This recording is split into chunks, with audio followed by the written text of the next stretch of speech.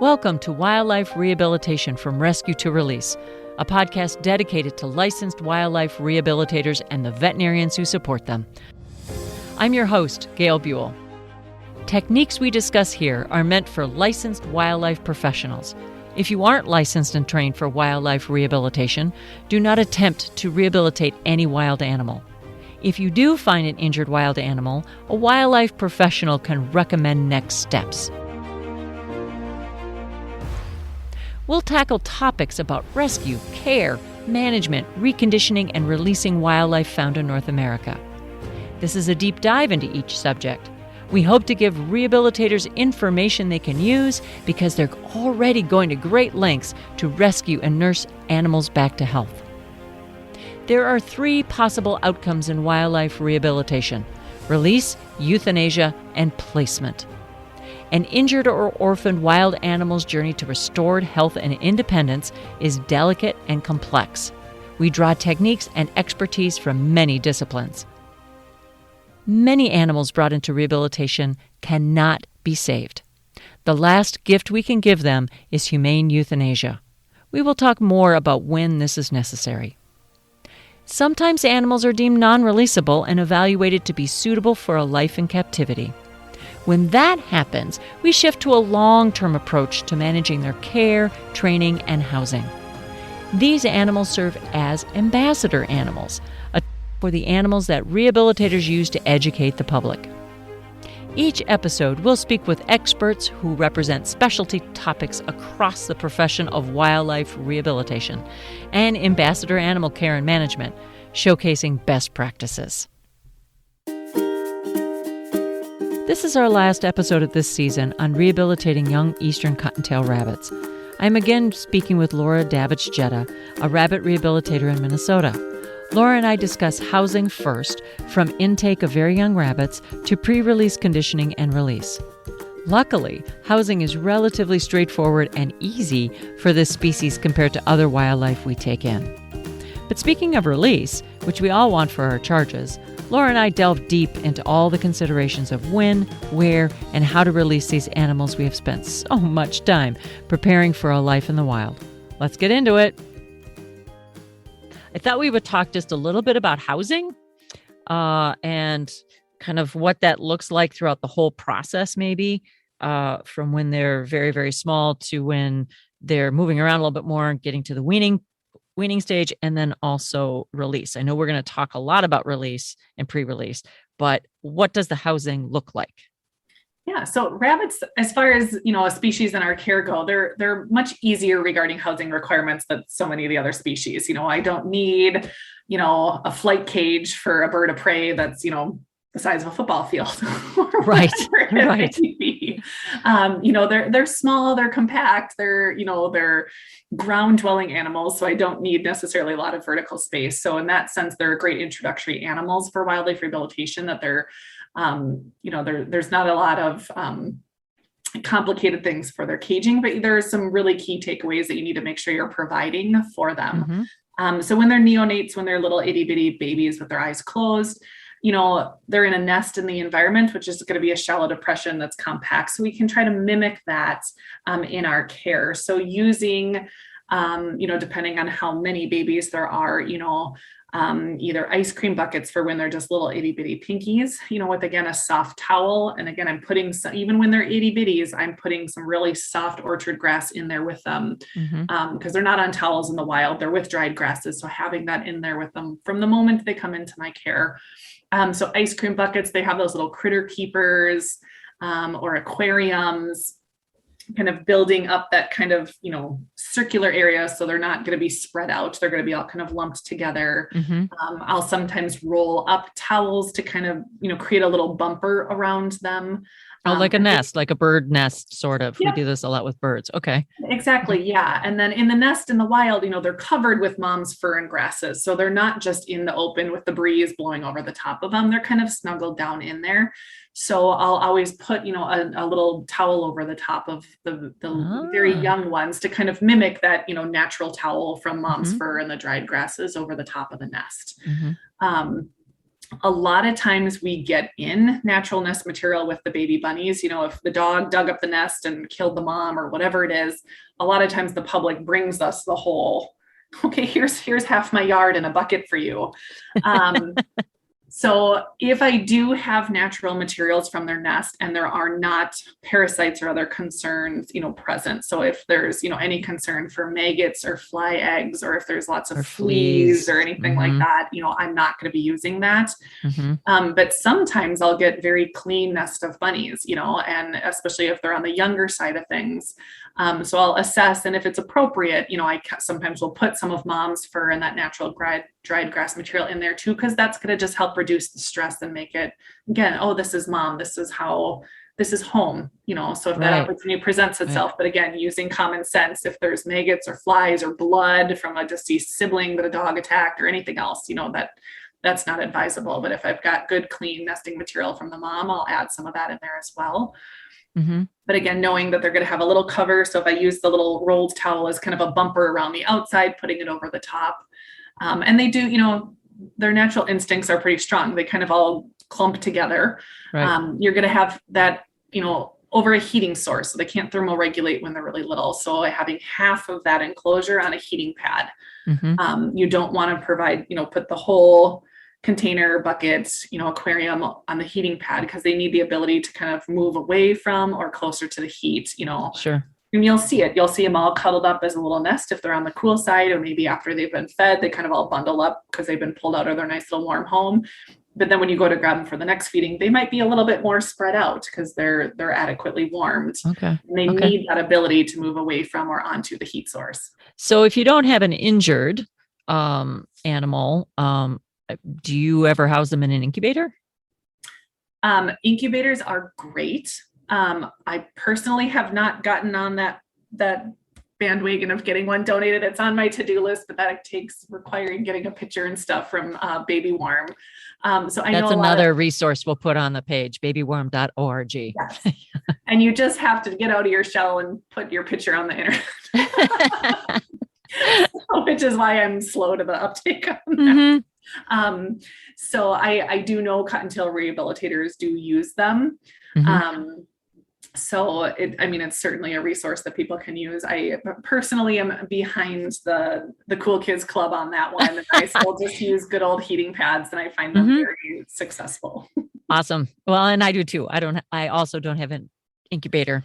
But as far as the heating pad, on low, under half, have you ever used, it's a little hard to make it under half because it's got depth, and I usually put it on the inside, but they're called snuggle safes. They're like these pink discs that you heat up in the microwave, and they stay even heat for like 12 hours. And there's also, what are they called? Snuggle puppies. They're for puppies and kittens with a little heartbeat thing, but then also you can warm up like a rice bag or something and have, especially if you have a singleton, you can have them cuddle up against that. Have you used any of those products? I have used them. I use them in a little bit different manner. So again, with my work schedule and knowing that I'm not home, I like the security of a heating pad that does not have auto shut off. That's key, isn't it? So yes. And if you're at all, a lot of times it doesn't a lot of times it does say, 2-hour safety shut off or something. So then, that's not the product for you. But if you at all have any questions before you start using it on animals, call the manufacturer and make sure, because you don't want your heating pad turning off after 2 hours and you come back 8 hours later to ice cold bunnies. That's not gonna have a good outcome. Right. So I like the security of the heating pads and providing that even heat source. One thing that I do like with the heatable discs, the snuggle safe, I think is what they're called, is that when I'm feeding, I'll sometimes heat that up and have that on my exam table. So while I'm, feeding and handling the babies, they're provided that heat source while I'm handling them. So they're not cooling off during that process of, being stimulated, put in a second bin. So then I have my, I know who's getting fed, who's not fed yet, and kind of transferring them one to the other. That process can take quite a bit of time from start to finish to stimulate and to feed a whole litter of bunnies. And you don't want them cooling off during that period of time. So yes, I will either heat up the snuggle safe thing, or I actually got some extra outlets installed in my wildlife rehabilitation facility. So now instead of using the Snuggle Safe disc, heating up in the microwave, I'm able to actually just have a heating pad plugged in on my exam table or my work table, so I can provide that continual heat source. Excellent. Here in Minnesota, we've got pretty extreme temperatures. What is today? I think it's -16 out there right now, air temp, not even retail. Obviously I'm not having baby bunnies outdoors in this temperature, but it does get cool in the evening hours and things like that. So sometimes I'll use that Snuggle Safe disc if I as in, getting babies into their outdoor enclosures or something, I'll provide them that extra heat source if it's like, say, really early in the spring, and they're the first litter of babies of the season, that maybe it's cooling off pretty bad at night, or again the kind of last litter of the year, sometimes it can get pretty cool in the evening in the fall hours. Whether or not they use it so much, I have no idea, but it's there if they want it. Right. And it makes you feel better too, because they have an option then, right? And then they can choose their own level of comfort. So I like that. I like that ability for choice and control for the young ones. Okay.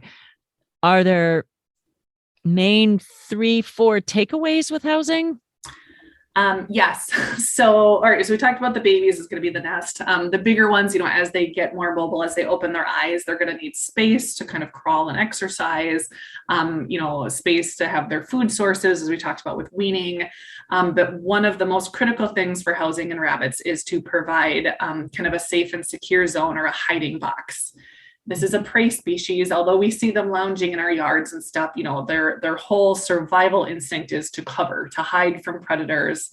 And so you want to make sure you're providing, again, a hiding box or kind of a safe and secure zone. Making this as natural as possible is great. But again, we're having to kind of tweak everything we do for RHDV too. So in the past, we might have been doing, kind of either a wicker basket with some natural, kind of brush material from our yards, but we have to be mindful of anything we're bringing into our rehab care. So it can be this really great kind of built artificial brush pile, if you will, from our yard, or just good old cardboard boxes that are disposable. So you're not worrying about if you have an outbreak of RHDV or, any concern for any impairment in your biosecurity, that cardboard box is going to be a safe thing. Putting it upside down, cutting a little entrance and exit hole. Most animals don't like being trapped. They like 2 entrances, or, they like kind of a backup plan. So, either making sure that the entrance is large enough, like it's an entire side of the box, or again, having, kind of a hole on one side of the box, a hole on the other side. I leave it open on the bottom because if you want to use your box over, several days and not be soaked with pee. It's exactly, it's going to get soiled. So, cutting off one side of it and having it open on the one side, facing down is going to be key to kind of the continual use of this area. I like trying to keep my box consistent. So as I clean the cage, as long as the box isn't, grossly soiled, that same box can go back in. And it's kind of like, okay, yep, this smells like me. I recognize this. It's not new. As compared to when you change from, if you're upgrading their cage to the next size up as they continue to grow in development, that there's kind of some level of consistency, which is going to reduce that stress while they're in our care. Right. Awesome. Yeah. And I think, and you mentioned this, that you're not wanting to change everything, even if you're moving up to a larger size, because you want them to be able to recognize, wait, okay, there's some things that might be slightly different, but everything else still smells like home, looks like home, and is okay. Kind of reduce that stress as much as we can. And it's amazing how much the environment that we provide can either increase that stress or distress or decrease it. So you don't want to pass over this portion of this lightly at all. Have you ever used, I don't anymore, but I used to use these plastic baskets that you'd flip one on top of the other and clip them with bulldog clips. And then you could cover it with a cloth and you could set it up inside however you wanted. And one of the things that we would do as they got a little bit older is we would provide hammock And so partway through, we would clip through a cloth that they could hop on if they wanted to, or hide underneath. And they would still have a hide box and things like that. Have you ever done anything like that? Personally, no, but I'm very well versed in those because the big rehabilitation facility in our area does use those for, the housing of their rabbits. And they're great. They're compact. They've got good airflow. So, that they're having, good air exchange. I personally have not. So I use, again, kind of more the critter keepers, the buckets, the aquariums when they're little. Then I move them up to either larger aquariums, or I found there's a lot of really interesting things you can buy on the internet. And I'm always trying, always looking for the next best thing as far as, kind of intermediate cages go. So I found these new, I think they're actually for reptiles, but they're these kind of little plastic cages and they collapse. So that's always nice because storage is always an issue. Always an issue. So they're these little collapsible things, but they're kind of a nice intermediate. And then when they're older, I go to, historically speaking, I've gone to kind of what are like guinea pig cages. So it's the plastic kind of base and bottom. The wire top that kind of clips on, and it has a door kind of in the front, and some of them have a door on the top, right? That's around. So again, I haven't used the little basket thing, but I know that, again, big rehab facilities and other Cottontail people have been successful with those in the past. Yeah, I think with this little virus coming around is that you would have to be a little careful with these baskets. You'd have to maybe put them in something like an aquarium or something to prevent that aerosolization of those viral particles. And we did talk a whole long time about RHDV2. So check that podcast out. So you can get a lot more detail on that and how to set up a biosecurity plan in your own rehab facility. One of the things I wanted to bring up is the National Wildlife Rehabilitators Association and the International Wildlife Rehabilitators Council. They have collaborated for decades on what used to be called the minimum standards of wildlife rehabilitation. They've just, in 2021, published a new version called the Standards of Wildlife Rehabilitation. And for anyone in our listening audience that is doing rehabilitation, you need this book on your shelf. And you need it partly because the U.S. Fish and Wildlife Service, if you're taking care of birds, uses that as a guide to help them know whether or not you are doing rehabilitation correctly. But a lot of states also use that as a guide. And a lot of what we were talking about earlier, people who know best practices, who've been in the business for decades and decades and decades, have put a lot of heart and soul into this. And it doesn't just tell you cage sizes or cage materials. It tells you how to disinfect. It tells you how to, what you should do if an animal dies in your care, or how you should help the public. Intake forms, admit forms, all kinds of stuff. It's a phenomenal resource. I'll make sure that there's a link to that in our resource page too. But I wanted to bring that up because I refer to it all the time.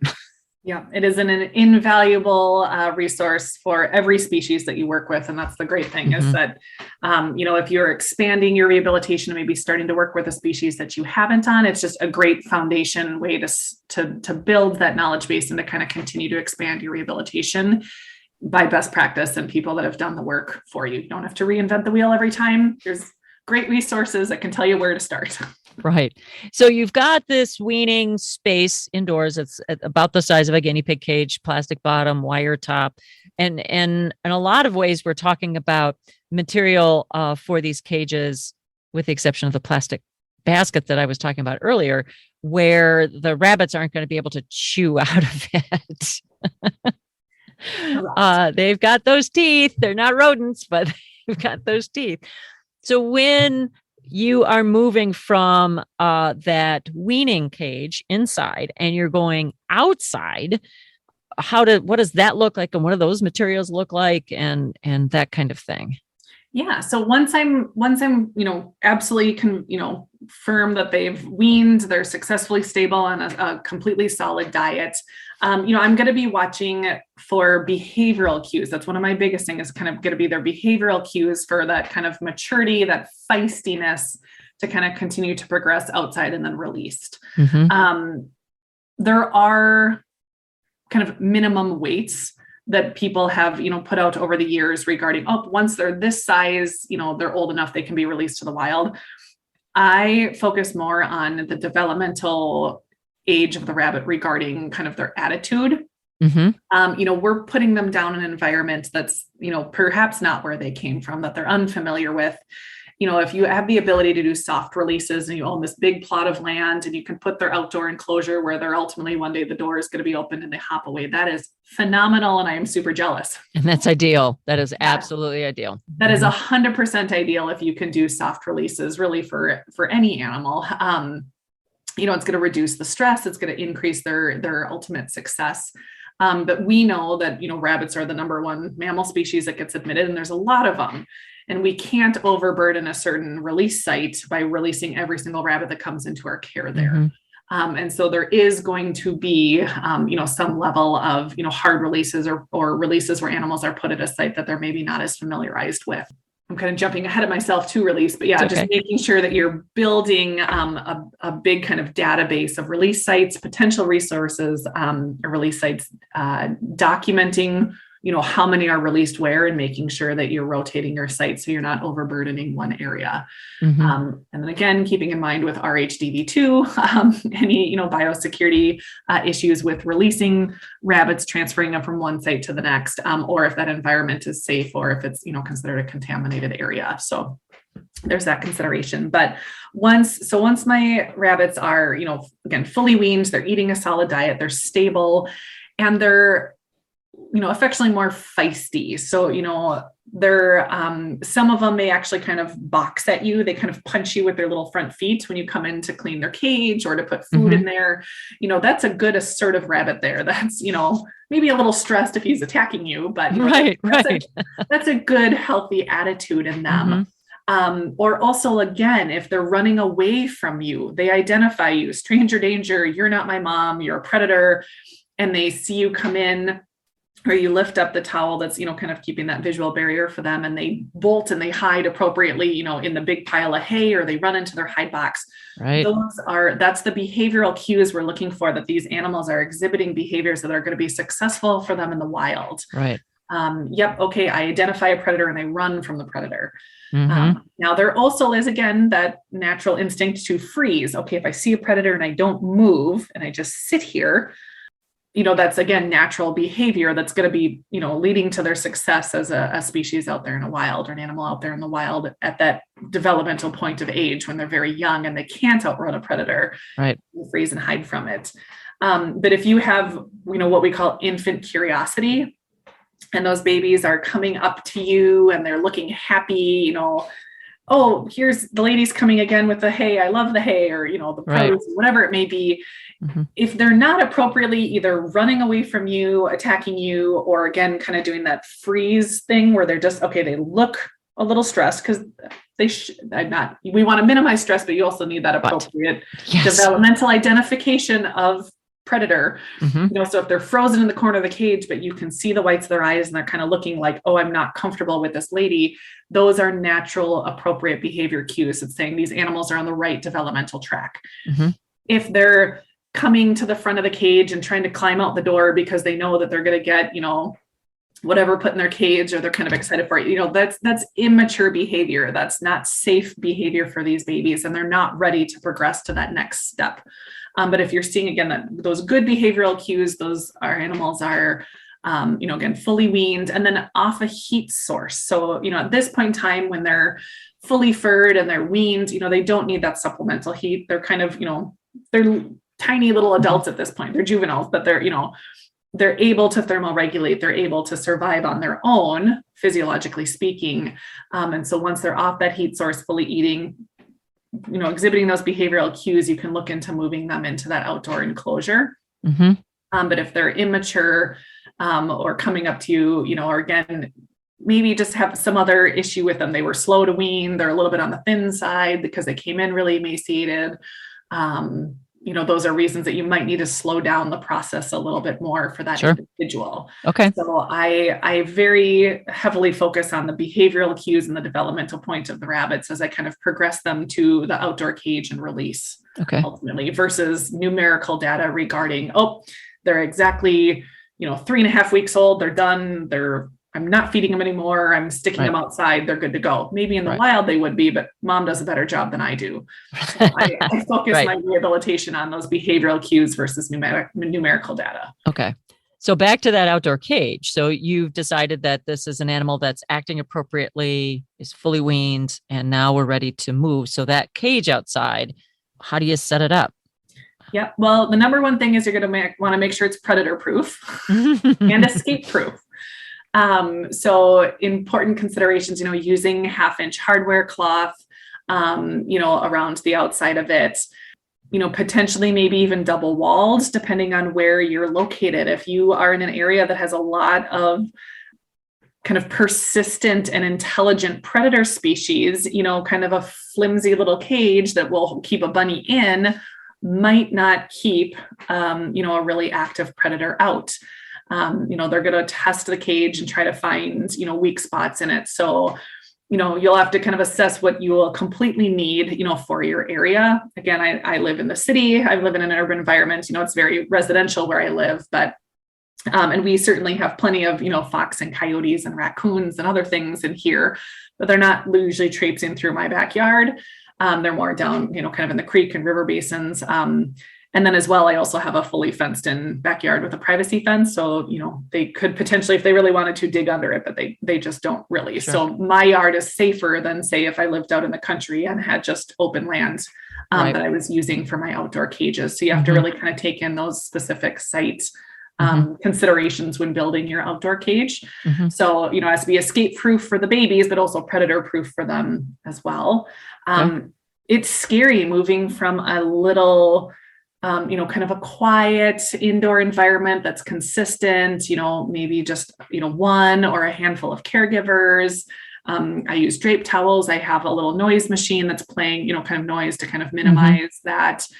When I can during the summer months, I have my windows open. So they're being introduced to the sights and smells of nature, my urban nature. So I try to make sure that I'm kind of maintaining that level of kind of introduction and keeping it as normal as possible. But going from an inside, very controlled environment to the outside is challenging. It's stressful. Right. So when you move them outside, making sure that you have lots and multiple different hiding boxes for them. Okay. Again, brush piles, so natural stuff. That little hide box that was inside goes outside with them as well, as long as it's not, soiled or kind of ruined. Sure. So try to kind of bring, can keep that stability. So it's a new environment, but there's something in there that they're going to feel more comfortable with, move them out there. And then again, just keeping on, providing those food sources to them that were the same as inside as outside. But basically it's kind of a continuation. You're just kind of tweaking the external environment of the cage.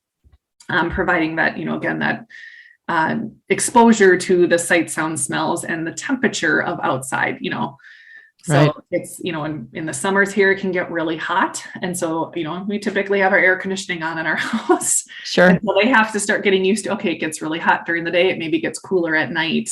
Wind, sounds, neighborhood kids playing and things like that. So kind of acclimating them to those environments so that when you release them, it's not a totally traumatic new environment that they've never heard or smelled before. Right. So you are balancing the stressors basically, and trying to control the stressors you can by that transition. So this has been a great conversation about housing, but I think everybody listening will also kind of figure out how interwoven every part of the rehabilitation process is. That it's not just, weighs this much, goes to an outdoor cage. And this is what the outdoor cage should look like. Rehabilitators have to be creative. We really have to know natural history, and we really have to be keyed into the particular animals we're working with. I often, when I give presentations on this, say that, cottontail rabbit rehabilitation is kind of a scientific art. Oh, yeah, I like it. that we're using, again, data and best practices and education and, veterinary medicine and our partners to build the foundation of what we do. But we're each kind of an artist in our rehabilitation with this challenging and complicated species.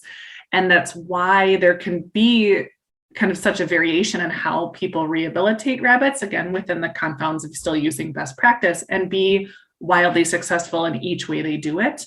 Right. So the way I do it, I'm successful with, and I've found to be, a good balance for me, my home environment and my work schedule with the animals and, the patients that I'm taking into my care. But some other rabbit artist, if you will, may do it wildly different than I am, but still, again, those foundations of nutrition and stress and appropriate handling and ethics, et cetera. But they may do it, pretty significantly different than I am. And we can learn from each other. So, and I can take techniques from them and vice versa, but really, kind of, painting that picture of rehabilitation as an artist, for each individual, species or animal or group that's in your care, and knowing that, you have to make those tweaks, but paying attention to those biological cues to drive the progression of it is different than just following a step-by-step manual, or like you said, kind of not if this, then this. It's a little bit more nuanced than that with cottontails. Exactly. I love thinking of it as being an artist. I love that analogy. And it is so true. And maybe we should start something instead of calling us wildlife rehabilitators, or like in Australia, they call them carers, which is a great term as well. We should be called wildlife artists. Although that might imply that I do have paint and I'm painting on a wall. I don't know. But and we want to make sure we focus on, again, that this is scientific, that we're educated, that we're professionals. That's right. Because scientific artists. I don't know. That's a conversation for a whole nother podcast. Oh my goodness. Oh, so much wonderful information. So we kind of encompassed a lot of the housing and a little bit more about weaning and different behavioral cues you need to look for when you are trying to decide next cage sizes and things like that, and some of the components that you need on the inside of each size of these spaces that you're providing for these animals. Next, we are going to be talking about what does release look like. So we've talked about how we wean Eastern Cottontail rabbits. We've talked about neonatal care and how to raise them, formula, weaning, housing, all of those different components. And certainly there's a lot of components to it for successfully rehabilitating Eastern Cottontail rabbits.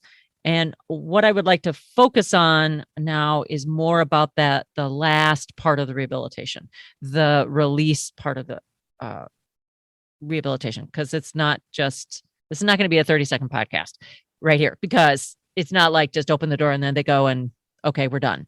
That's not what it looks like. It's always more complicated than that and more nuanced than that. So what does that look like?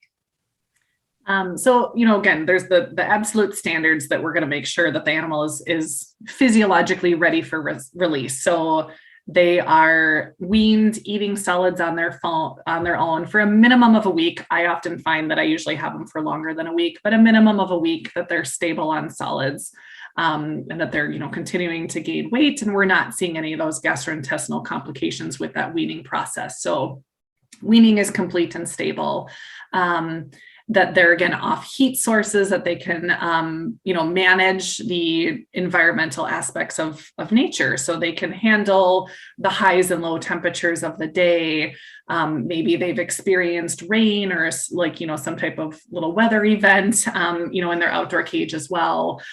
So that they've kind of, again, had that ability to acclimate to the outdoor temperatures and environments that they'll be released in. And then, as we discussed previously, is that, behavior is my biggest indicator for, is this animal going to have a successful release? Mm-hmm. So making sure that they are active and they're bright and they're engaged with the environment in their outdoor cage, that they're, appropriately either hiding from me or freezing if they see I walk up, if they feel that they're already kind of hidden from view, maybe sitting in their pile of hay. But then when I go in to, change out their water dish or whatever it may be, that they're, freezing and hiding and acting appropriately. So those behavioral cues appropriate to their developmental age for being a juvenile rabbit that's on their own is important, and understanding that natural history of, that freezing behavior is normal for them at that age group.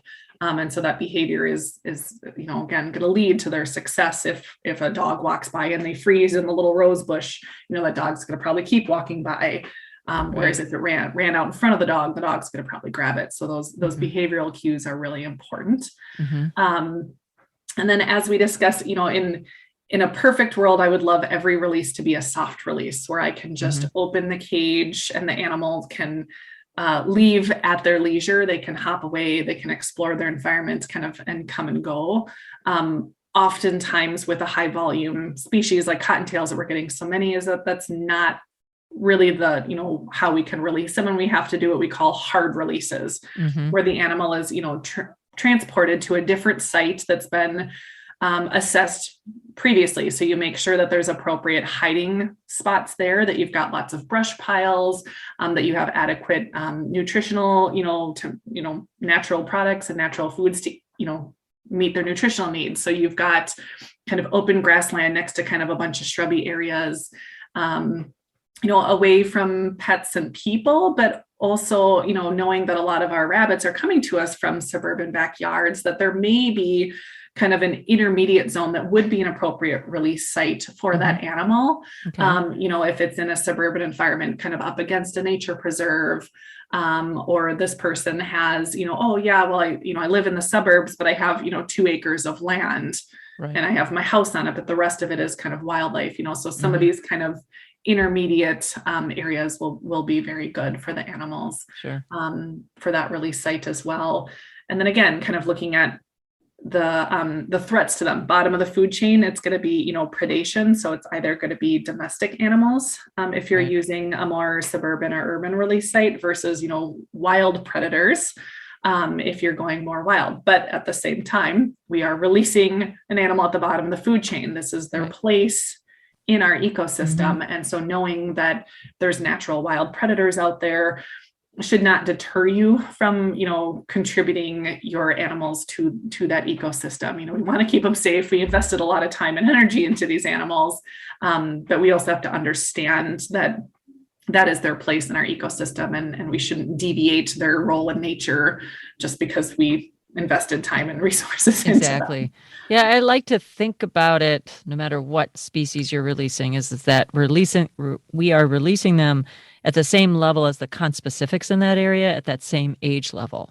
So we're not trying to make them better. We're not obviously really trying hard not to release them at a deficit, but we want them kind of at that same level. And we do know, if you look at natural history of cottontail rabbits, many of these youngsters do not make it to see their first birthday because they become part of the food chain. And it is a very important piece of the food chain. So that part is also very important.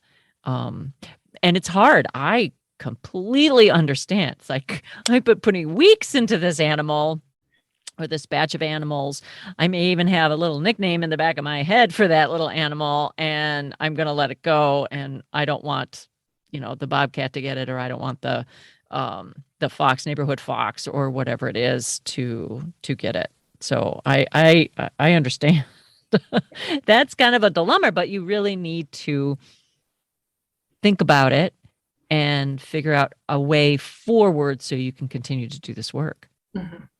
And identifying that as a rehabilitator, cottontails are a tough species, and depending on your strengths and preferences as an individual rehabilitator, that they may or may not be the best species you should work with. Now, I think they're great, and I think every rehabilitator is missing out that doesn't work on cottontails. I know a lot of really phenomenal, excellent rehabilitators that just emotionally can't handle cottontails. Because of the higher mortality rates in captivity, and the challenges that they can present. These are phenomenal rehabilitators that are very excellent in what they do, but they're just kind of like, I need an animal that has higher success rates or that I'm just not going to struggle with as much. And so identifying again that you acknowledge, the reality of the species, both in release, their role in the ecosystem, and then as well as kind of the challenges in captive care, that they might not be right for everybody. And that doesn't mean, again, as a failure as a rehabilitator, that you may be excellent and a fantastic addition to our wildlife rehabilitation community, but rabbits may or may not be the right thing for you. Right. And alternatively, if you also are, like you kind of said, we have to make sure that they're kind of equal to their conspecific. So if you're altering your rabbit's roles in society or the ecosystem, and making sure that you're releasing these, full grown adult cottontails that you got in as a baby, you're holding on to these guys in captivity too long. You're not, progressing them. You're not doing rehabilitation in the appropriate way for that species. And so you may have to kind of step back and say, oh, I'm doing great and I'm, getting these great, beautiful rabbits out here, but I'm holding on to them too long, or although they usually don't let you do that, they'll usually die of stress and captivity. That's right. That doesn't happen very often. I was just picturing that, like, oh, wow. Yeah. But, again, you have to kind of identify kind of your kind of a emotional standpoint, because what we do because we care. And so making sure that you kind of have that in check with your release goals for these animals that we're taking care of. Right. Excellent. Anything else we should know? I mean, there's a ton, right? Well, you and I could talk for another couple of hours. Yeah. So with release, if you are doing a hard release, if you're bringing them to an alternate location that you've pre-identified and screened, and you're keeping records on to make sure you're not, overburdening that area, I like to do it as soft of a hard release as I can. Okay. So, if I can use the material that's been in their cage, so if I can use their hide box and to bring that with them to that environment, if this is private property and I have, obviously if it's private property, I've got the landowner's permission, they know what I'm doing. I'm going to say, okay, I'm going to release rabbits on this day. I'm going to leave this little box out here when I kind of snuggle them down. So they have that safety zone. They have that kind of piece of kind of security and kind of home, if you will, with them in this new environment. And they can kind of slowly hop out of it on their own. Kind of an alternate method of that is like, okay, put the kennel that you're going to release them in the cage and their little hidey box in it. And as they kind of get acclimated to that kennel or that transport medium, that they're kind of used to it. And then that can be transported to the site. Oh, okay. The door can be opened and then you let them vacate that transport medium on their own versus, I don't have time, there's somebody else coming by and just dumping them out into a pile of grass and walking away. That's really traumatic and stressful. Right. So even with these hard releases, I'm trying to make sure that I'm, again, giving them the opportunity to kind of sit there and listen and experience this new environment to them first. Right. Before they kind of venture it out. And this is why those behavioral cues are so important, because you'll put down a box and if you've got these great, developmentally mature rabbits, a lot of times they're curious and also kind of mature enough that they'll kind of start poking their head out. I mean, I've had some I release and they hop out and they start eating grass right away. And I'm like, wow, okay. You're kind of, usually, way ahead of a lot of the other ones. A lot of them are a little slower and they kind of sit there and they listen and they take their time. You want to kind of extract yourself from the situation so they don't feel there's a predator hovering over them. And you also don't want to draw attention to them either. There's a lot of really smart natural predators out there. That's how they make their living. And so if I see a bunch of crows sitting up in a tree where I was planning on releasing those rabbits, I will strongly reconsider releasing the rabbits in that area, because those crows are going to be watching me as I walk over and set something down. And then as I leave, those are really intelligent birds. They're, very possibly going to go investigate what's changed in their environment. And they're going to find a whole litter of baby bunnies sitting there for lunch. Right.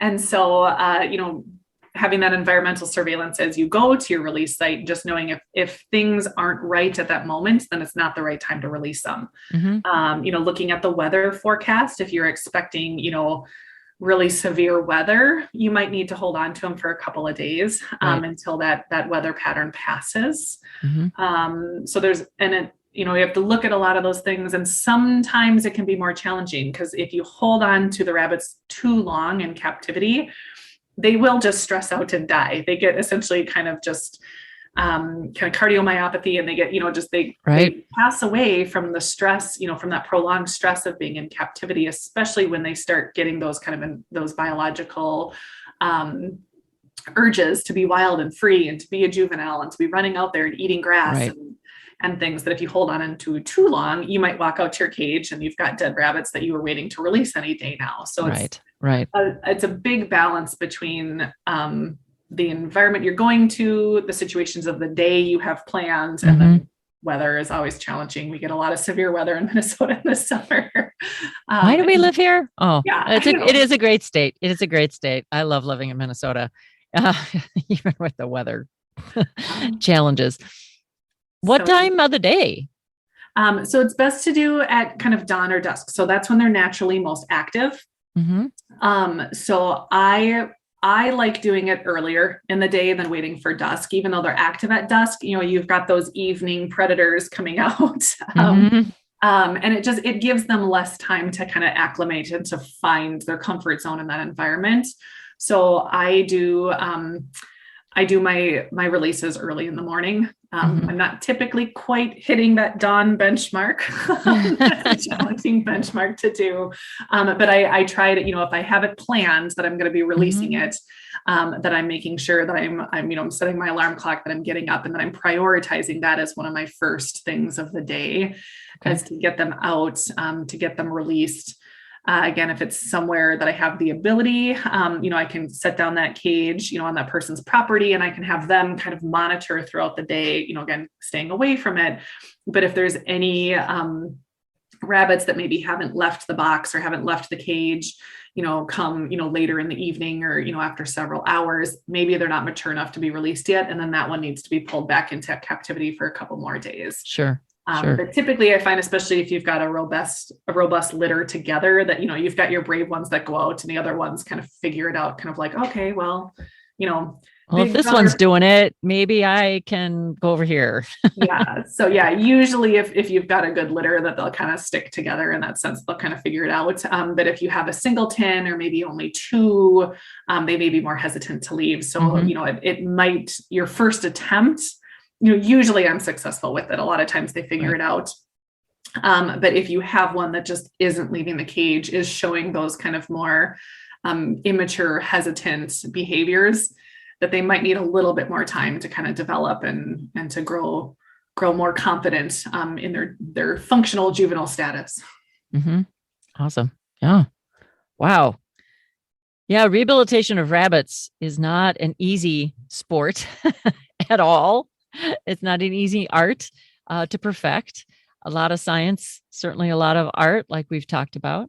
Are there any things that you want people to go away with the release or with rabbit rehabilitation? We've mentioned a few kind of sprinkled throughout. Yeah. I mean, I think we did a good sprinkling, but really, my key takeaways is collaborate with other people. I'm constantly learning and trying new things because we haven't perfected rabbits. If we had perfected rabbits, we would have, nearing 100% success of them, and we just don't. And so, continually striving for more, evidence-based practices and interventions that we can do. So as we maybe learn more about their microflora, we can really hone in on what's the best supplement for them to develop a better, kind of dietary supplement for them, or for these formulas. Again, there's so many on the market, and a lot of them are equally successful.